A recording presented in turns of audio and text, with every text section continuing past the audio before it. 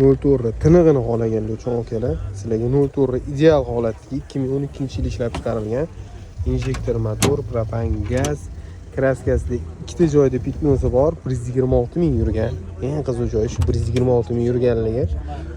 Mashina tayyor, o'zini zavod sidinalari, hamma narsa zavod holatda turibdi. Mana o'sha ikkinchi kruga o'tgan 26 ming yurgan.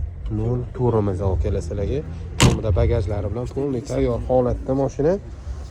Hop. Motor, korotka, zadniy most xarajatlari yo'q mashina. Ishlataman degan akalar uchun tayyor mashina. Hop, bagaj holatlari. Bagaj holatlari ham stok holatda, tabletka gazda turibdi.